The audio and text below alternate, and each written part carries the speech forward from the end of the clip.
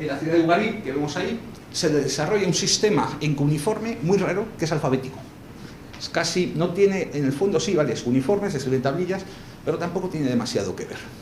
Entonces, la extensión geográfica, vemos que es más o menos todo lo que sería el Oriente Medio Antiguo, entre Irán, porque los persas también escriben en cuneiforme, y el Mediterráneo.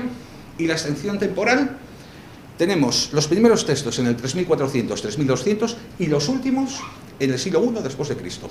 Hay incluso un tema muy curioso que son textos bilingües, griego y en cuneiforme. El último texto que se encuentra, el texto más moderno, es en la ciudad de Ur, un texto astronómico.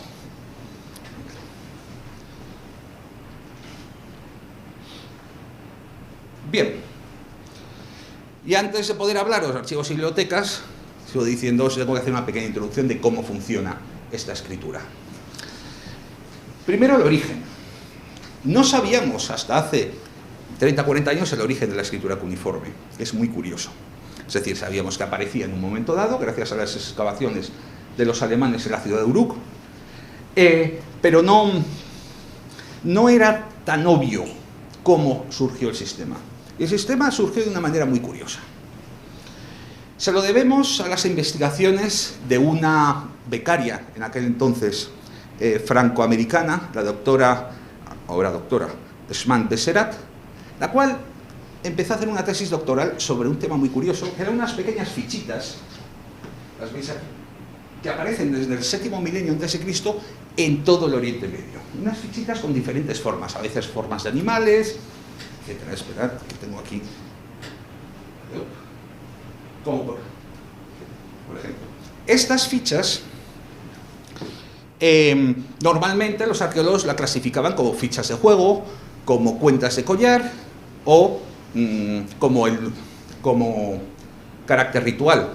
Carácter ritual, cuando veis en un museo una etiqueta o una cartela que ponga objeto de carácter ritual, en un 90% es que el arqueólogo no tiene ni puñetera idea de lo que es.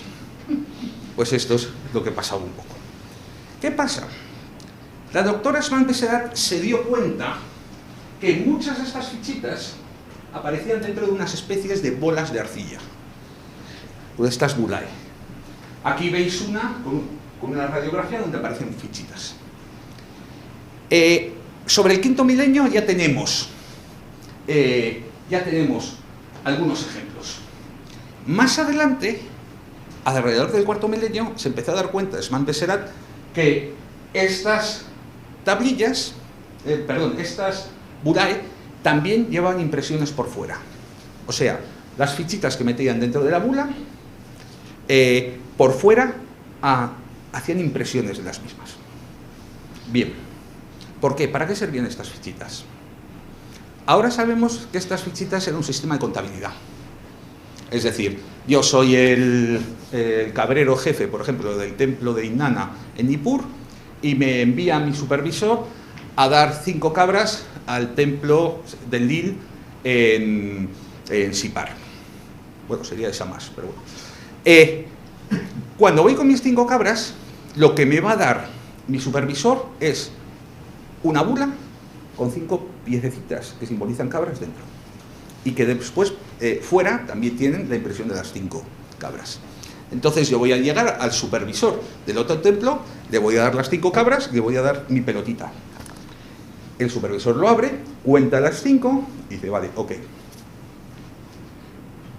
De aquí, ¿cómo puede surgir la escritura? Muy fácil. Poco a poco se empezaron a dar cuenta que las fichas de dentro eran irrelevantes. Con que por fuera tuviese, como veis aquí, una impresión, valía. Por tanto, la bula se aplanó y tenemos la consabida tablilla, que todos conocemos. ¿Entendéis entonces el sistema? Realmente fue un principio relativamente sencillo. Y de hecho nos aclaró un gran misterio que tenemos con la escritura cuneiforme. Sabemos que muchos signos vienen de signos pictográficos, es decir, hay, por ejemplo, vaca o toro, ves un signito con unos cuernos. Dices, es algo obvio. Pero, por ejemplo, el signo oveja es algo parecido. ¿Veis el círculo de la cruz que está al segundo? No era obvio que era. Ahora sabemos de dónde viene este signo en cuneiforme. Viene de las fichitas. Entonces hay muchos signos que vienen efectivamente de estas fichitas. Sí. Entonces se puede decir que tiene un origen administrativo, ¿no? Sí. Me preguntaréis, ¿cuáles son los primeros textos de la historia de la humanidad? ¿Qué es lo que el hombre en principio querría hacer? Historia, religión, asientos contables. Como vamos a ver, lo cual dice mucho de nosotros. Entonces, por ejemplo, y ya tenemos los primeros textos, muy sencillos, como veis. Si veis en el anverso que está a la derecha, veréis algunos signos en forma de círculo y otros en forma de cuña, ¿verdad? Y cada uno en una celdita. ¿Veis las celdas? Bien. Aparte hay otro signo al lado, hecho con un calado. Los círculos son decenas. Las especies de cuñas o las medias lunas son unidades. Entonces aquí tenemos, en principio, 4, lo que sea, ¿no? En este aquí, 10, lo que sea. Digo lo que sea porque en este estadio tenemos alrededor de 1500 signos y no los controlamos todos. Es un estadio muy antiguo. Esta es una tablilla de 3400, 3200 a.C. Lo que estáis viendo es probablemente el documento más antiguo escrito de la historia de la humanidad que hasta ahora habéis visto. Bien, si cogiéramos cada una de las celditas y sumáramos lo que nos da, ¿cuánto nos daría? Pues muy fácil. Lo tenemos en el reverso. ¿Veis los 4 círculos? 40 y 8, ¿verdad? ¿Qué pone ahí? Bien.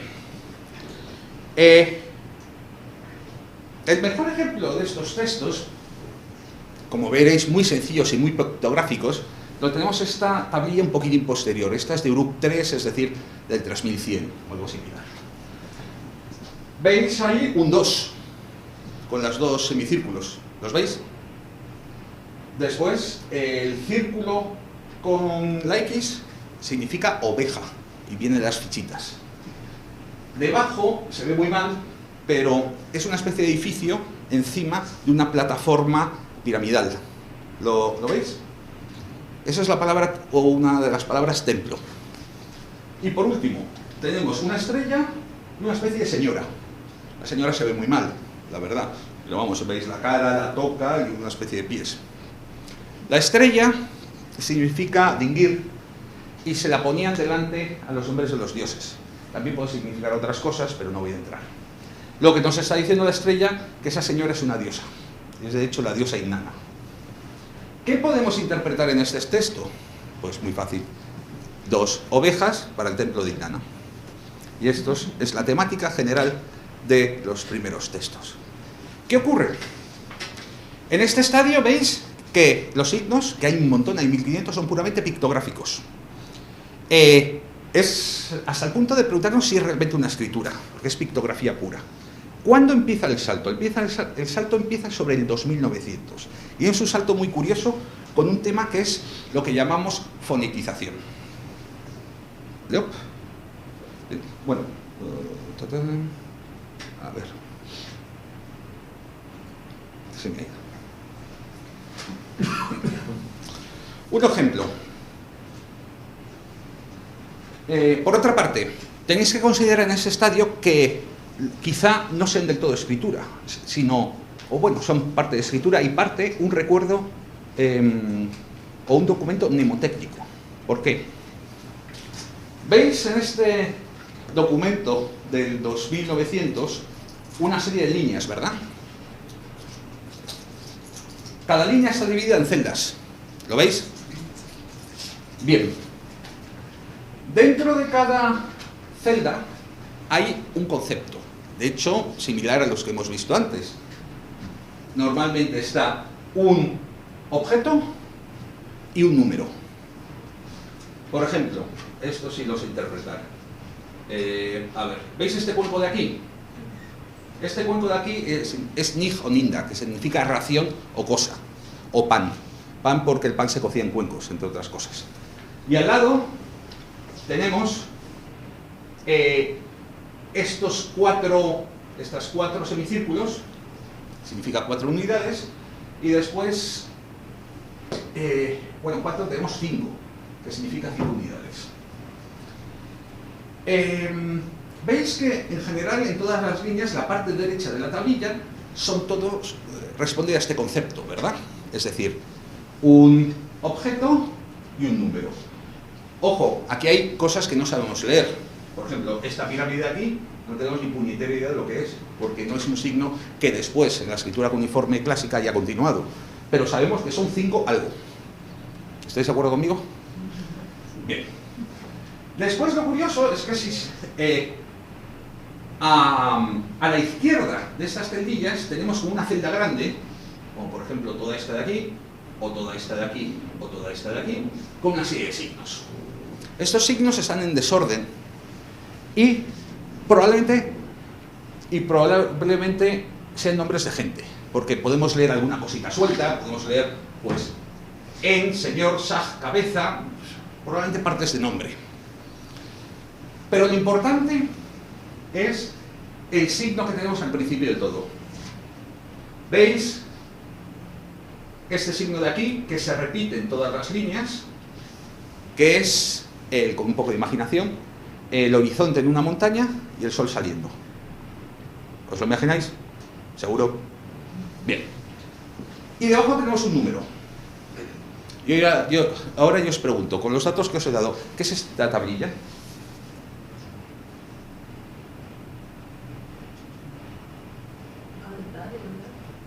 Por haber los tiros. ¿Calendario por qué? ¿Has dicho calendario? Porque tenemos día 1, día 2, día 3, día 4, día 5. ¿Verdad? ¿Lo veis? Creemos que lo que dice es lo siguiente. Una serie de raciones fueron dados a este individuo el día 1, el día 2, el día 3, el día 4, el día 5. Bueno, a diferentes individuos. El problema es cómo escribir con pictografía los nombres de alguien. Y ahora entramos en un fenómeno por el cual se me ha olvidado colocarlo aquí, que llamamos fonetización. Si yo os pongo este pictograma, ¿qué creéis que es? Es un sol, ¿verdad? Bien.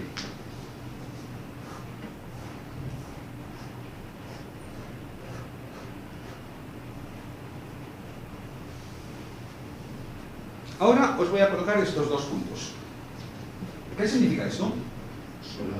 Soldado. Ojo, habéis fonetizado. Es decir, el sol y el dado han perdido su significado pictográfico y se han quedado solamente con el significado fonético. Es así como el cuneiforme termina siendo lo que es. Es decir, ya podemos decir que es escritura. ¿Entendéis lo que os quiero decir? Esto da ciertos problemas. Cuando tú te encuentras un signo, tienes que pensar, el contexto te va a decir si lo tienes que interpretar pictográficamente o ideográficamente pura y dura, o fonéticamente. Y puede ser a veces un poco duro, sobre todo en el acadio, el babilonio, que es demencial. Bien.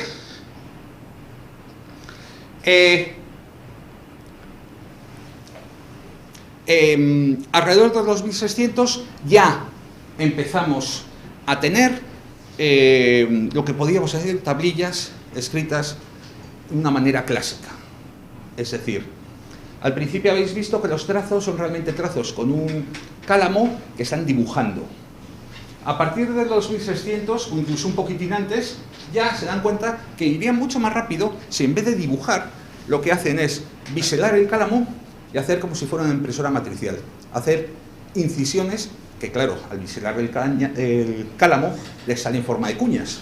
De ahí tenemos esa estructura típica del cuneiforme en forma de cuña, que por ejemplo hay un viajero italiano del 18 que afirmaba muy seriamente que esas tablillas que se encontraban por ahí eran huellas de pájaros, que no eran escrituras. Bien, hasta el punto, ya esta es una de Fara. Si vemos, a ver, ¿dónde se me ha ido? Esta es una inscripción de Gudea de Lagash, ya estamos 2100, que ya es perfectamente legible. El problema es que con el cuneiforme, y esto es muy importante, es que no es como los jeroglíficos egipcios, que los jeroglíficos egipcios son, tú ves un pato y es un pato, ¿no es así? Se te quedan perfectamente. Tengo amas de casa sin ningún tipo de formación en la Asociación Española de Egiptología que leen mejor que yo, leen de corrido, porque por dos cosas: primero, la memoria te funciona muy bien con el egipcio; segundo, la lengua egipcia es sencillísima, la puede aprender todo el mundo. Esto ya es otra cosa. Pues no es como el egipcio. Aquí tenemos un problema. Los escribas van evolucionando, van haciendo cada vez una escritura más rápida. ¿Cómo lo hacen? Pues, por ejemplo, se dan cuenta que si giramos la señora, que es la diosa Inanna, si la giramos, bueno, si la destripamos en cuñas, por así decirlo, y la giramos 90 grados, escribimos más deprisa, más que hacerlo vertical. De tal manera que, por ejemplo, observad el símbolo de Inanna, y estamos hablando de Uruk 3, 3100, hacia el 2100, 1000 años más tarde, se queda en este signo de aquí. Esto es el mismo, girado 90 grados y descompuesto. Y cada vez van buscando más y más velocidad, van simplificando los signos, de tal manera que lo demencial del cuneiforme es que tenemos una evolución curiosísima, una evolución muy rápida durante los 3000 años. Con lo que yo, por ejemplo, estoy acostumbrado a leer textos de tercer milenio. A mí me das un texto así del primer milenio, te digo, necesito diccionarios, necesito libros, a pelo no te leo nada, pero nada.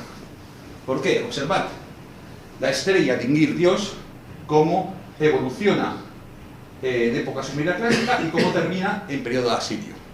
Vale, pues la estrella todavía puede reconocer algo, pero el cuenco que antes hemos visto, el cuenco Nimda, veis aquí partido en cuñas, y aquí por último en época asiria. Y ya si nos cogemos Lu, hombre,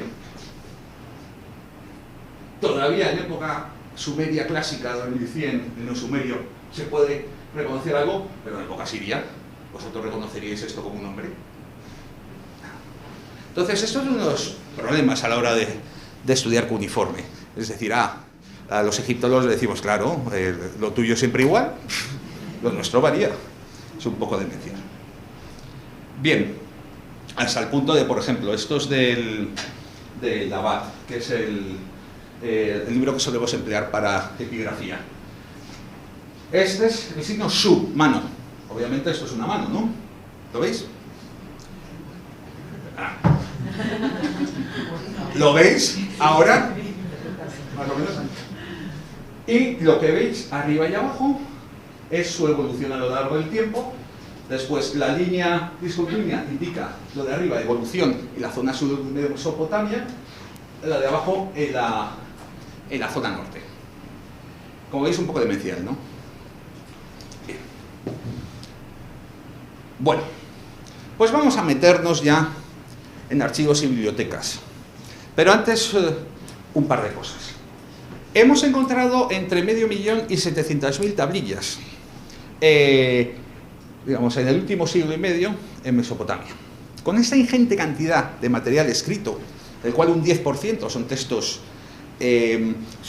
literarios, podríamos pensar que tenemos bien cogida o bien estructurado cómo debía ser una biblioteca o archivos donde se guardaban.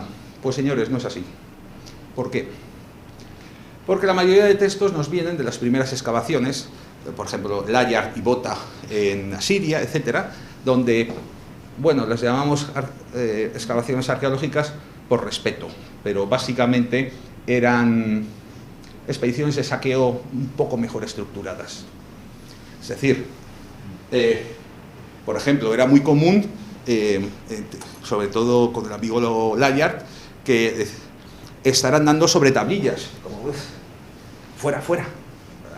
Ahora os leeré cosas. Vamos a hablar, en vez de dar un resumen de la ingente cantidad de archivos y bibliotecas que tenemos, Ojo, porque el concepto de archivo y biblioteca estaba probablemente mezclado. De hecho, no hay una palabra exacta para biblioteca. Sí para archivo, o por algo parecido al archivo, que era EXIP. EXIP significa la casa del sello. Tiene relación con los archivos. ¿Por qué? Los mesopotámicos vivían en una sociedad que tenía grandes organizaciones. Es decir, normalmente si viviéramos en Babilonia, en Uruk, en donde fuera, nosotros trabajaríamos para un templo, para un palacio. Ejemplo, la ciudad que estudió en mi tesis, Surrupak, unos 5.000, 6.000 habitantes, de esos 3.000 trabajaban para los templos y palacios. O sea, son grandes organizaciones donde la propiedad de la tierra es del templo y del palacio, supuestamente del dios, y donde para llevar un control de la riqueza, que es sobre todo palacial, aunque, ojo, también hay mucho privado, se necesitan grandes organizaciones de escribas y se necesitan archivos. Hasta el punto que, por ejemplo, hay un periodo que es Uruk III, donde ya el grado de control administrativo de la sociedad es paranoico. O sea, cada vez que pare una oveja en Uruk III, lo tenemos en los documentos por triplicado. Pero vamos, no sabéis hasta qué nivel. Y además, archivísticamente, nos enteramos. ¿En qué rebaño estaba la oveja? ¿De quién ordena? ¿Quién ordena que se manden allí la oveja? ¿Cuál es el pastor? ¿En qué año fue? Todo. Ahora veremos algunas. Bueno, una de las primeras bibliotecas que se encuentra, y probablemente la más importante, es el amigo Asurbanipal, la biblioteca de Asurbanipal II en Nínive. Se encuentran en dos palacios, los encuentran el amigo Layard en 1840 y tantos, y Hormuz Rasan, su discípulo, un poco más adelante. Pero bueno, se encuentra en dos palacios, el palacio oeste de Nínive, esta es la ciudad de Nínive, y el palacio de Sennacherib. Aquí vemos al amigo Layard en acción, llevándose toros al Museo Británico. Pero tenemos un problema, no sabemos dónde está. Aparecen dos bibliotecas, pues no sabemos dónde están, no los dejaron apuntados. Entonces tenemos estas tablillas que llegaron al Museo Británico, que encima llegaron unas 30.000 fragmentos de tablillas al Museo Británico, de los cuales eran probablemente alrededor entre unos 15.000 textos distintos. El 10% o más del 10% textos literarios. Entonces, encima, cuando llegaron al Museo Británico, mezclaron cajas con otros yacimientos y al final la biblioteca de Asurbanipal es un cachondeo. Ahora hay arqueólogos iraquíes que están tratando de reconstruirla. Pero sí podemos saber varias cosas. El rey así de Asurbanipal, estoy hablando siglo VII a.C., era un pequeño animal, un tío que le encantaba, según dicen sus anales, descabezar, matar, empalar, etc. Pero también era un adepto a la cultura y a las bibliotecas. ¿Por qué? Por ejemplo, escribe a sus oficiales en el sur de Mesopotamia: cuando recibas la presente carta, coge 3 hombres y a los eruditos de Borsippa y busca todas las tablillas, todas las que tengan en sus casas y las que estén depositadas en el templo Exida. Busca las tablillas valiosas que estén en sus archivos y que no haya en Asiria y envíamelas. He escrito a los funcionarios y a los inspectores y nadie puede negarse a entregarte una tablilla. Y si ves un texto o un ritual acerca del cual yo no te haya escrito, pero que creas que pudiera ser de utilidad en mi palacio, búscalo, cógelo y envíamelo. Era un coleccionista. Y de hecho hemos encontrado una serie de textos fundamentales para la historia de la literatura en la biblioteca de Asurbanipal, como es el famoso poema de Gilgamesh, el cual, como es uno de los temas que toca mi tesis, si lo empiezo a hablar, me tiro toda la hora y no quiero. Pero vamos, el propio Asurbanipal se jactaba de ser, de poder leer piedras de antes del diluvio. Es decir, tenía una cultura y una cultura bastante vasta. Como pasa actualmente, obviamente, de sus 20.000 tablillas, no se las leería todas. No nos pasa en nuestras bibliotecas. ¿Nos hemos leído todos nuestros libros? No. Pero bueno. Bien, vamos a... Siguiendo adelante con el texto, tenemos una serie de archivos que nos aparecen en el segundo milenio y principios del primero en la ciudad de Nippur. La ciudad de Nippur, aquí veis, se ve fatal, pero aquí veis un mapa hecho en el 1400 a.C., donde es una lástima, porque veis los edificios, esto es un canal del Éufrates, aquí está el río, la muralla, las puertas, bueno, aquí tenéis la traducción del mapa, y además va cuidadosamente el uniforme diciendo que es cada cosa. Esto de aquí es el de Kur, el templo del dios Enlil, principal de la ciudad, etc. Bueno, Nippur era una especie de ciudad universitaria. Hay un cuento, por ejemplo, en el cual vemos un médico de la ciudad de Sin llegando a Nippur y se da cuenta, bueno, en Babilonia, en lo que es la cultura mesopotámica, normalmente ya en el segundo milenio todo el mundo hablaba Kali, que era el babilonio. Y un idioma más antiguo, que era el sumerio, quedó relegado a nuestro latín. Pues, por ejemplo, se dio cuenta que las verduleras hablaban latín. ¿Por qué? A la hora de ser escriba, lo mejor que te podía haber pasado es haber ido a una escuela en Nippur. Y en Nippur nos hemos encontrado una ingente cantidad de archivos privados de sacerdotes y escribas que trabajaban en los templos, pero tenían sus escuelas en casa. Y aquí tenemos desde listas lexicales, listas de signos para que aprendan los alumnos, textos que ellos consideran clásicos para copiar. Y, sobre todo, una cosa que nos vamos a encontrar muchísimo, que son catálogos. Vale, estupendo, no se ve. Bien, catálogos de obras en bibliotecas. ¿Cómo clasificaba esa gente las obras literarias? Normalmente por el incipit, es decir, las primeras palabras de una tablilla es lo que iba a dar título a la tablilla. Por ejemplo, el gran poema de la creación babilónico, el Enuma Elish en Babilonia, significa cuando lo alto, que son las primeras palabras de la tablilla. O el poema de la creación del hombre, Inuma Ilu Awilum, cuando los dioses eran como el hombre. No, cuando el hombre era como los dioses, perdón, etc. Aquí vemos dos catálogos de bibliotecas en Nippur y a ver si no lo puedo aclarar más. Quería haberme metido a señalar las cosas, pero bueno.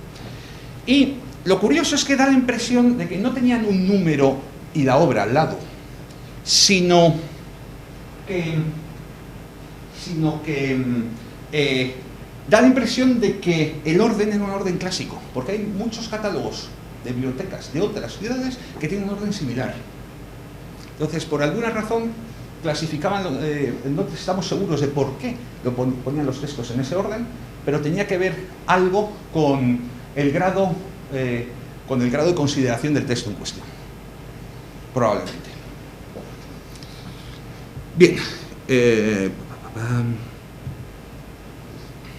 Bien. Asimismo, ya en esta época tan antigua vemos unas prácticas de los escribas muy curiosas. A la hora de transcribir tablillas, normalmente al final de la tablilla ponían un colofón. Colofones como, por ejemplo,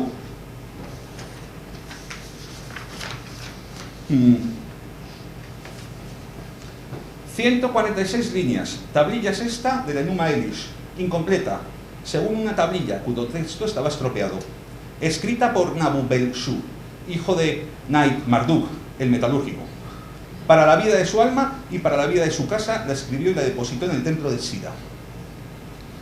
Junto con eso tenemos comentarios como, al lado, por ejemplo, la de una frase, en acadio, como era, Ul Idi, no lo entiendo.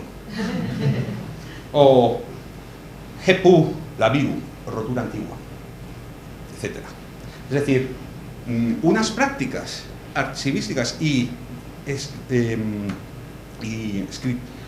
propias de escriba bastante estandarizadas.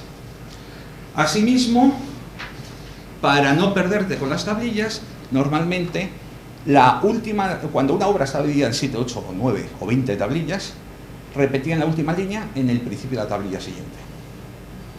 Después, las tablillas no eran como nuestros libros Si escribiéramos en un cuadernito, pues doblaríamos así, ¿verdad? Pues ellos no. Ellos la tablilla iban escribiendo, después la cogían por debajo, la volteaban y empezaban a escribir desde arriba. Entonces, digamos, anverso y reverso están al revés. Tiene una lógica. Bien. ¿Cómo vamos de tiempo? No lo he medido. Mídemelo, que me puedo ir. Los tienes estasiados. Ahora vamos a meternos con la problemática de algunos archivos administrativos. Este archivo es el archivo del taller de la ciudad de Isin. Es un archivo que pertenece a un taller dependiente probablemente del Palacio de Isin, en el cual durante 30 años tenemos todas las salidas, entradas de materias primas, de materiales elaborados, etcétera, del taller. Bien, ¿cuál es el problema que tenemos? No sabemos dónde estaba este taller en la ciudad de Isin. Observad que son 920 tablillas. Os he puesto aquí un cuadro con la distribución de dónde están ahora las tablillas. Pues veis que hay 25 en el Ashmolean Museum de Oxford, hay 500 en este sitio en Filadelfia, 200 en Chicago, 4 en el Vaticano, etcétera, etcétera. Bueno, y una en España, que es la que yo estudié. Bien, ¿por qué esta distribución de tablillas? Muy fácil. Esto es lo que ha pasado con casi todos los archivos. Es muy raro encontrar un archivo in situ, porque ya te lo han, los piratas arqueológicos ya te lo han excavado antes, saqueado antes. De tal manera que podemos reconstruir virtualmente cómo era esta organización de este archivo hasta cierto punto, pero no sabemos dónde estaba exactamente la ciudad de Isin. Es decir, y con eso nos ocurre en todo. Y este que tiene 900 tablillas es poco, pero el gran archivo administrativo de mesopotámico es uno de la tercera dinastía de Ur, que les decía que era cuando estaban paranoicos con el control, el de Urishdagan, el que se llama Derhem, donde aparecen unas 250.000 tablillas. 100 encontradas in situ. El resto, todo completamente saqueado. Y que están divididas en todo el mundo. De hecho, todavía está la cantidad de material que todavía no hay un trabajo entero que abarque todo el archivo. Entonces, es demencial. Sí. Vale. Bien, os quería hablar de más, pero os voy a dejar pasar lo digo, que os cuente sobre un archivo, probablemente uno de los más antiguos que aparece, y que aparece in situ, que es la pera para nosotros, que es el de Ebla. Adelante. Hola. Y antes de comenzar a hablar de Ebla, aunque parezca una perogrullada, es conveniente que sepamos en qué consisten las bibliotecas actualmente y en la antigüedad también, y los archivos y en qué se diferencian. Las bibliotecas recogen textos literarios, litúrgicos, educativos, etcétera, y con formato de libro, y suelen ser originales múltiples. Sin embargo, los documentos que genera una administración, tanto privada como pública, son fruto de su actividad, del desempeño de sus funciones, se custodian en archivos. Esta diferencia existe ahora mismo y existía ya en la antigüedad, o sea que no hemos inventado nada, como habéis visto con lo de la clasificación de las bibliotecas y demás, y pasa con los archivos igual. Para poneros un ejemplo que os va a ilustrar mejor, la correspondencia de un personaje generada por él, aunque sea en cartas privadas o lo que sea, se conservaría en un archivo, pero la compilación de esas cartas en un libro se conservaría en una biblioteca, porque ya no tiene una función, digamos, activa. Pues esto es la diferencia más o menos básica que nos va a ayudar ahora a comprender si en el Próximo Oriente había diferencia entre bibliotecas y archivos o no. A ver. Bueno, iba a hablar de Ugarit, pero nos vamos a quedar con Ebla.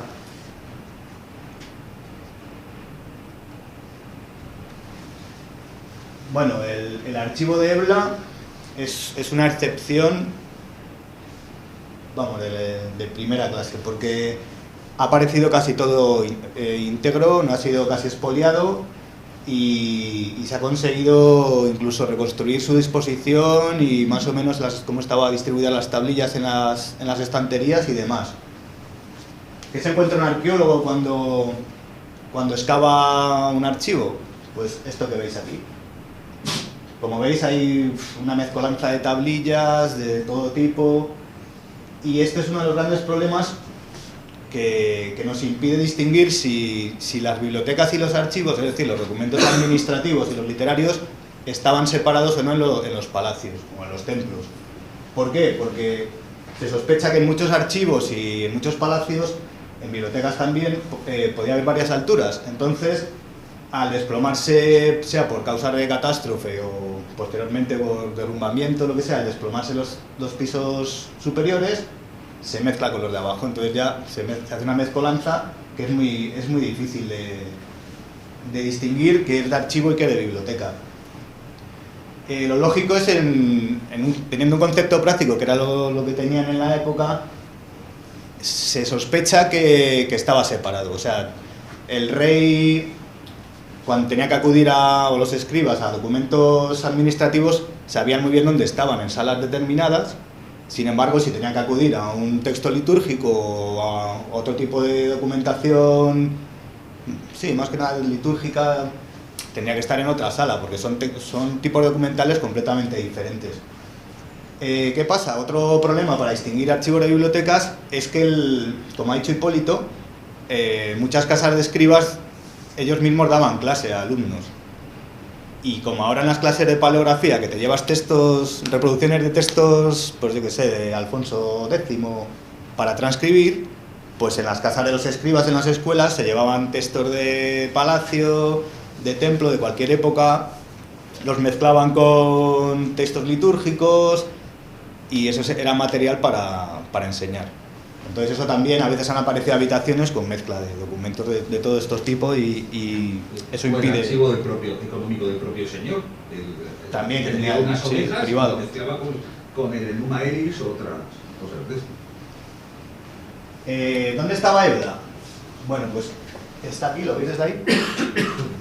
Ebla está en el noroeste de Siria y es una zona que era, digamos, subsidiaria de lo que ha dicho Hipólito, que era la Gran Mesopotamia, ¿no? Hasta Uruk III, creo que es, ¿no? Uruk III. Uruk III. ¿Uruk III o Uruk III, creo. Sí, Uruk III porque se lo queman en el 2600, Exacto. ¿no? Sí. Cuando se produce la hecatombe de la primera civilización urbana de Uruk, es cuando la periferia empieza, digamos, a funcionar y sobre todo Siria. Ebla en ese momento, en el tercer milenio, se convierte en un reino estrictamente comercial, porque se ha demostrado que hasta el rey, su especialidad era el comercio y las exportaciones. Dura muy poco la hegemonía de Ebla y tiene muchas influencias de Mesopotamia. De hecho, los textos están escritos en sumerio, en cuneiforme sumerio, pero la lengua es propia. El eblaíta es una suerte de lengua semítica que se ha escrito en caracteres sumerios. Bueno, esto es un plano de donde están los principales archivos que se han descubierto en la zona de Mesopotamia, para que os hagáis una idea.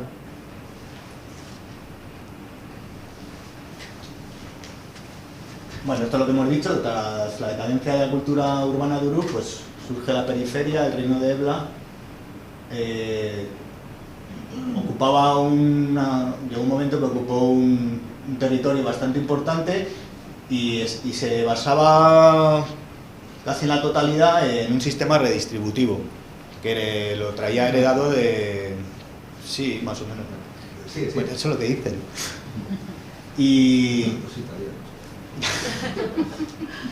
Bueno, el Palacio Central se encargaba de organizar todas las exportaciones y las importaciones y luego tenía centros de redistribución.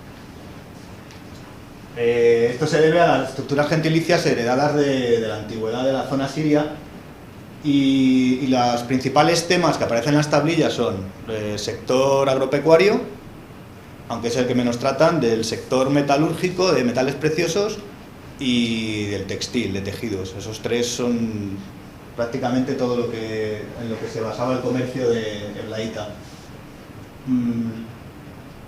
Bueno, es una sociedad abierta, digamos, porque el rey es elegido cada 7 años y es como semidemocrática, podríamos decir. O sea, no es un rey ya que se quede hasta que se muere, sino que es selectivo. Proseguimos. Bueno, esto es Ebla en el Bronce Medio. Muy básico la estructura. Este es el Palacio Real, donde ha aparecido el archivo central con sus distribuciones por salas y demás. Estas son otras imágenes de cómo aparecen las tablillas en el contexto arqueológico en este caso de Ebla. ¿Ves? Está todo mezclado. Palacio de Ebla. Y esta es la planta del Palacio Real. No sé si lo veis bien, pero estas letras A, B, C, D y E son las zonas donde han aparecido tablillas. No me voy a extender mucho, pero podemos decir que en Ebla sí que había un sistema de colocación de las tablillas.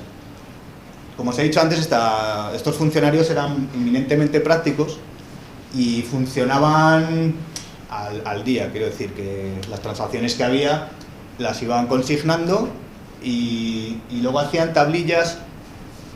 O sea, ellos se medían por meses, pero luego al final hacían recopilaciones en años.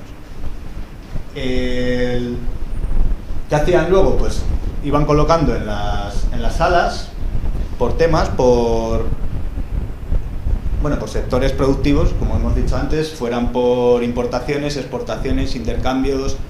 Lo iban colocando todo en salas y en estanterías, o sea que ya había un cierto concepto de clasificación.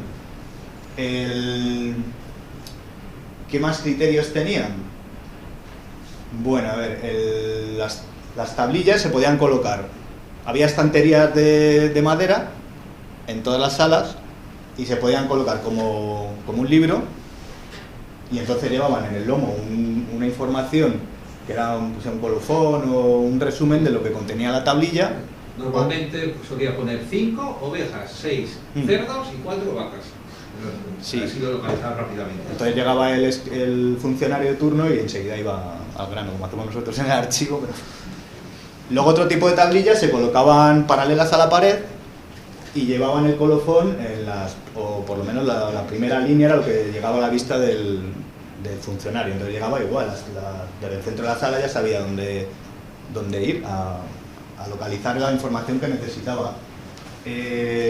Las más pesadas, que yo creo que, no me acuerdo bien, no voy a mirar la chuleta, pero creo que eran las referentes al comercio de metales preciosos, se amontonaban en el suelo directamente, porque eran muy pesadas y entonces se quedaban en el suelo. Las tablillas se transportaban en cestos y llevaban sus etiquetas.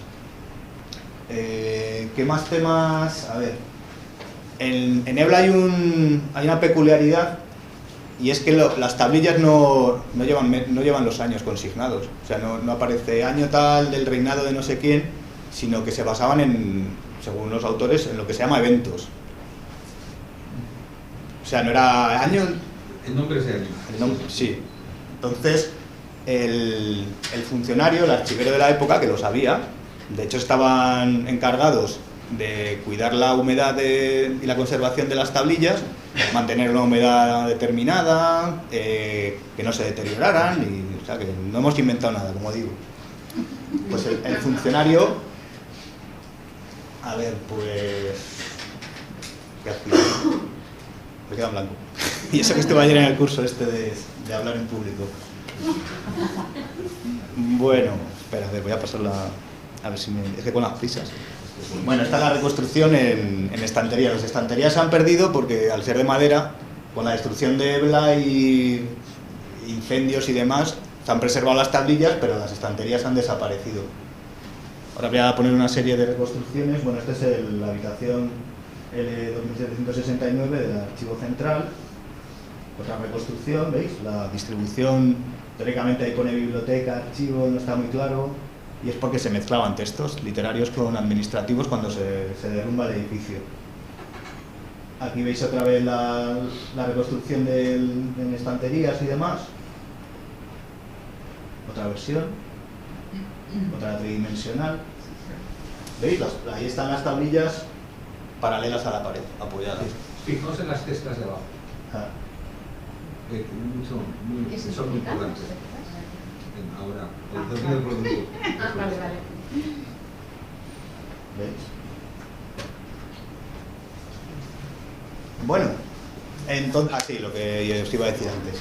No consignan los años, pero las tablillas se colocan por tema, digamos, tema común. O sea, hay una cierta homogeneidad en los conjuntos de tablillas por el tema que están tratando, o sea, de redistribución de metales preciosos, de textiles y demás.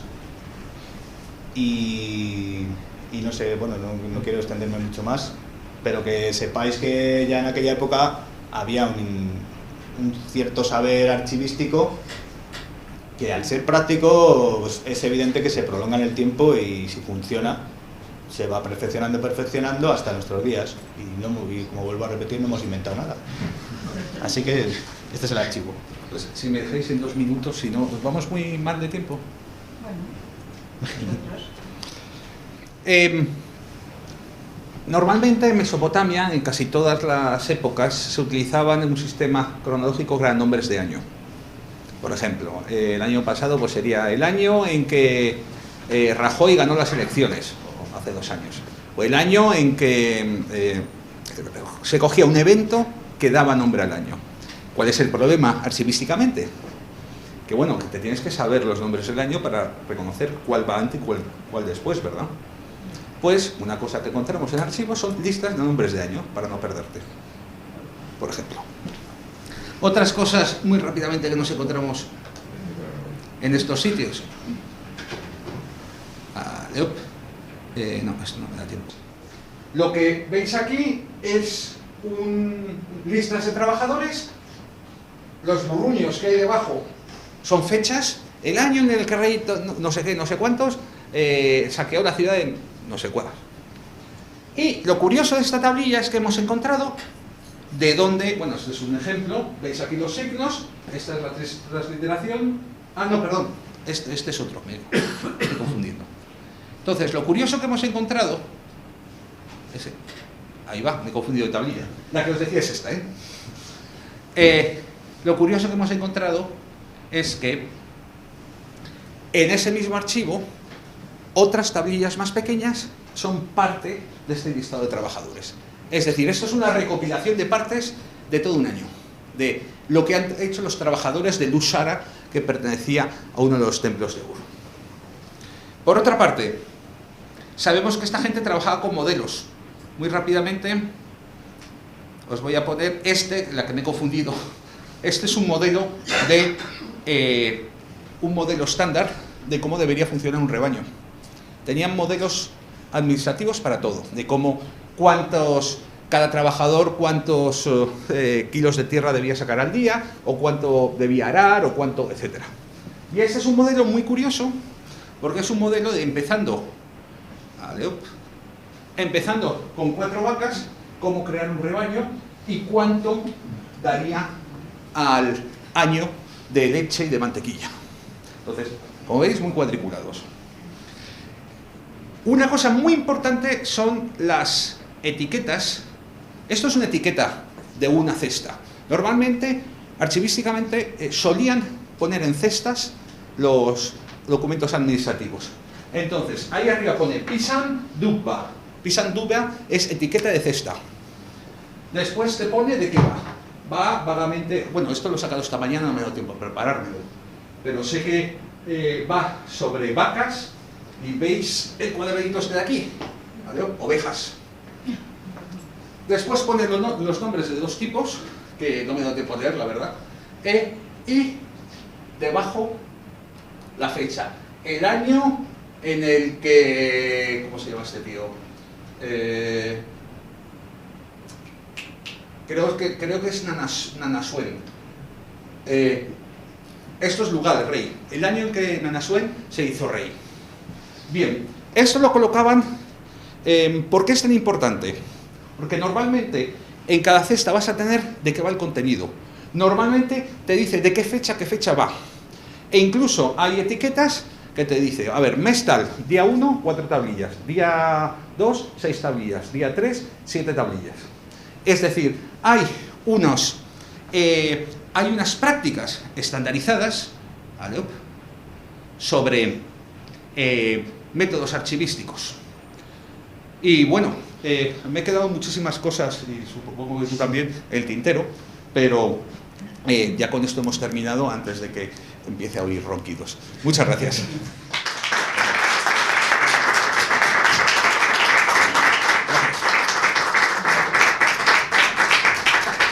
¿Tenéis alguna pregunta? Por el chat. Un comentario, Sí. simplemente. Realmente la pictografía o la expresión ideográfica no se llega a perder nunca. No. Se lo llegan a encontrar los españoles cuando llegan a América y los mismos, con las culturas precolombinas, y los mismos frailes franciscanos que usan la imagen, que evangelizan, siguen haciendo pictografía. En la Biblioteca Nacional se conserva un catecismo que además está visible en el mesetón de la entrada, catecismo para enseñar doctrina, pero es que todavía hoy se usan objetos pictografiados de uso coloquial o de uso doméstico o de uso habitual para enseñar a personas con determinadas discapacidades. La interpretación, el uso de la pictografía es algo que se prolonga a lo largo de los siglos. Hay unos ejemplos buenísimos en ese sentido. Por ejemplo, en 1930 llega un indio navajo a la oficina de correos de su reserva. El indio navajo no tenía ni puñetera idea de leer y escribir. Y dice, oye, que mi primo, su primo se llama Tortuga Alegre o algo similar, que me envía $96, que me los des. Y entonces le dice el tío, oye, ¿cómo sabes que tu primo, si tú no sabes leer y escribir? ¿Por qué he recibido esto? Y le enseñó una carta donde aparecían 96 círculos. Aparecía una especie de indio dibujado, una línea que llevaba una tortuga. Y ya con eso lo había entendido. Su amigo, Tortuga Alegre, creo que era, que le enviaba 96. Entonces, efectivamente, la pictografía sigue. ¿Le dieron el dinero? Sí, le dieron el dinero. No solo eso, sino que normalmente pictogramas e ideogramas también. A mis alumnos les puedo decir, porque claro, nuestro sistema es muy moderno, es totalmente alfabético, ¿verdad? ¿A qué es totalmente alfabético? Me dicen, sí, es totalmente alfabético. Y entonces yo le digo, ah, sí. Y entonces, ¿qué es esto? Eso es un ideograma. Además, lo puedes entender en muchos idiomas. O incluso, esto también es un ideograma. Entonces, nosotros también funcionamos con pictogramas y ideogramas, aunque en menor medida que funcionaban nuestros amigos, efectivamente. De otra forma, también la simbología medieval, sí, en los monasterios, en las catedrales, cuando se representa a dos cerdos llevando un cesto de uvas, se está diciéndole al hombre, a través del vino entra la locura, te conviertes en un cerdo, porque son dos cerdos con un cuerpo de hombre, llevando un cesto de tal. O cuando te colocan la rana en la cabeza, te están diciendo la lujuria te mata.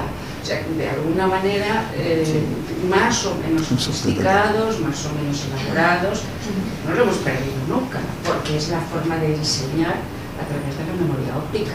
Cierto. Y bonita. Cierto. Pues eso es el principio de la escritura. Sí, sí, ya. No, si lo único que era, pues era un comentario, no era otra cosa, pues totalmente de acuerdo y me ha encantado nuestras dos intervenciones. Muchas gracias. ¿Y no creéis que estamos volviendo otra vez a la criptografía con las nuevas tecnologías? Sí. Los signos de... Sí. Pero es para ir más rápido, porque los sistemas ideográficos tienen ventajas.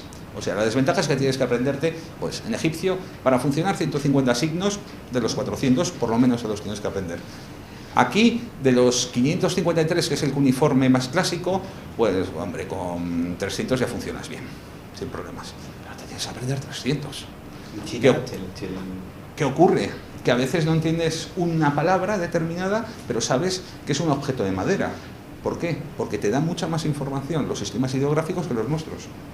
Además, para ellos no pasa el tiempo, porque tú estás leyendo ideográficamente algo que la evolución del lenguaje no ha tocado, porque lo que ves es la idea, no ves la fonética. Entonces tiene sus ventajas, pero sí, estamos con el tema de los telefonitos de las narices, estamos volviendo totalmente. Más rápido y más universal. Sí, eso también es cierto. Yo tengo dos preguntas. Primera, cuando hablas de Nippur, dices que el Nippur hablaban en acadio y que el sumerio estaba relegado como una especie de latín. En general, sí, en general en toda Mesopotamia. El Nippur, al ser una ciudad universitaria, debían hablarlo más. Ellos se envanecían, los de Nippur, que hablaban sumerio. Que es como... ¿Y al universitario qué te refieres? ¿Que tenía como más escuelas o más...? Sí, o sea, tú podías ir a la edupa, o sea, a la escuela de cualquier sitio en Mesopotamia, pero si habías ido a Nippur, es como haber ido, qué sé yo, en el 16 a Salamanca, o a Oxford, a Cambridge, o al MIT. Tenía un prestigio. Hipólito, una pregunta. Sí. ¿El alefato fenicio también tiene origen ideográfico? Sí, pero... sí, realmente lo que... esto es un resumen rapidísimo. Lo que hacen es coger en unos semitas, unos mineros del Sinaí, semitas, lo que hacen es coger signos egipcios y, por ejemplo, el signo buey, pues le quitan la significación totalmente que tiene ese signo, esa cabeza de buey en egipcio, para ponerle el primer sonido de cómo ellos dicen buey, que es Aleph. El buey, nuestra A en el fondo. Entonces, ese es el principio. Pero vamos, es más complicado lo que he dicho, pero es otra batalla. ¿Tenías...? No. Irene, ¿tenías...? Sí, bueno, si quieres luego te lo comento, acerca de los colofones en los archivos, en las tablillas, cuando las metieras en... Nada, que me ha resultado muy curioso y me gustaría que explicaras un poco más, pero bueno, vale. No, eso, si alguna vez os doy algo, os traigo más ejemplos, porque hay algunos muy divertidos. Hay algunos escribas que los ves aburridos, que hacían comentarios, digamos, como es el hombre en general. Glosas, ¿no? Glosas. No me he dado tiempo de hablaros de los temas, los tipos de documentos, pero por ejemplo hay un texto literario en Nippur, que es El hombre pobre de Nippur, que a mí me entusiasma, que es una de las primeras novelas, entre comillas, picarescas de la historia, y estamos hablando del segundo milenio. Así, pero bueno, ya otro día os hablaré. Si podéis en internet ponerlo, porque a mí es muy divertido. ¿Siempre fueron en arcilla? Sí. No hay... No, en época asiria vemos algunos relieves de algunos escribas con tablillas de cera. Y en zona hitita, al final del periodo hitita, han aparecido también tablillas de madera con texto de cera para escribir. Sí. Pero es raro, porque es que la arcilla es comodísima. Lo tienes por todas partes, lo único que tienes que ir con el cubito de las narices, pero para ablandarla, pero por lo demás, enseguida. Aparte que con la degradación, pues al ser de madera, de cera, lo que sea, desaparecen, no se sabe muy bien si lo sabía o no. Eso sí, la muerte del cuneiforme le mata a los sistemas alfabéticos y le mata sobre todo que el último gran idioma que se habla en cuneiforme, el babilonio, el acadio, pues empieza a morir frente al arameo. El arameo se escribe en lo que conocemos como hebreo cuadrado, o algo similar al hebreo cuadrado, y claro, te aprendes 25 signos y ya no hace falta aprenderte 300 que necesitas en cuneiforme. Es mucho más cómodo y mucho más rápido, mucho más flexible. Y ya en época siria, en la época de Asurbanipal, ves bajorrelieves donde tienes al escriba normal mesopotámico escribiendo con su tablilla y al lado a un tío con un rollo de papiro y un pincel escribiendo en arameo. O sea, tienes a los dos, digamos, porque ya empezaba a comerse. Al estar en arcilla las tablillas se puede, como vimos, medir el tiempo que tienen a través de la observación del polvo de la tierra. Se pueden hacer cosas muy interesantes con eso. Si está cocido, porque hay tablillas que estaban cocidas, pues por termoluminescencia puedes ver su edad.